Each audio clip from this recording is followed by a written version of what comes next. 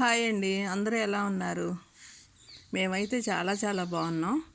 ఇది బర్ఫీ లాగా చేశాను. బాగుందని మీకు కూడా చెప్దామని నేను చూపిస్తున్నా.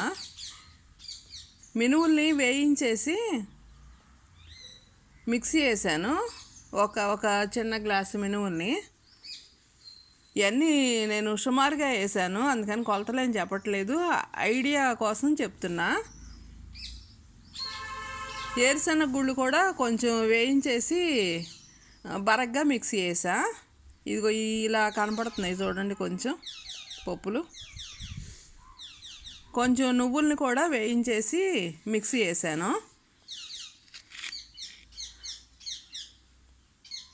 ఇవి ఈ పౌడర్లో 3 కలిపి పక్కన పెట్టుకుని సుమారుగా కాస్త బెల్లం తీసుకుని అందులో కొంచెం నీళ్లు పోసి కరగబెట్టా. పాకం ఏం పట్టలేదు, ఒక్కసారి ఒక ఉడుకు పట్టింది అంతే. ఈ పౌడర్లన్నీనేమో మళ్ళా కాస్త 2 స్పూన్లు నెయ్యి వేసి అందులో వేపాను.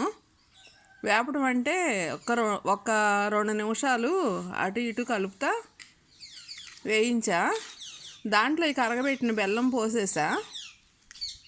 పోసేసి ఉండలు చేసుకోవచ్చు, కానీ నాకు అది పని అనిపించి ప్లేట్కి నెయ్యి రాసి అందులో పరిసేసి చక్కగా ఇలా ముక్కలు కట్ చేసా.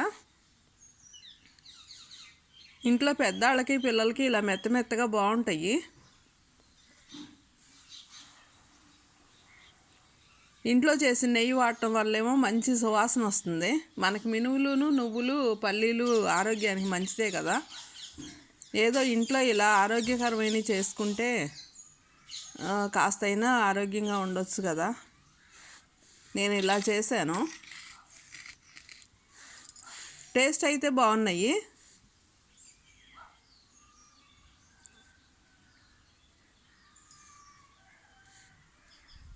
కొంచెం గట్టి పడతాయి. ఇంకా నేను ఇందులో కొంచెం యాలక్కాయ పొడి కూడా వేసా. ఇప్పుడైనా తీసి ఉండలు చుట్టుకోవచ్చు వీటిని. ఇంకా నేనైతే ఇంక ఇలాగే ఉంచుతా. చక్కగా కొంచెం బాక్స్లో పెట్టేసుకుంటే 2-3 రోజులు తినేయచ్చు, 4 ఉన్న ఇంట్లో అయితే. బెల్లం పాకం పట్టలేదు కాబట్టి ఎక్కువ రోజులు ఉండవు అనుకుంటున్నాను నిల్వ.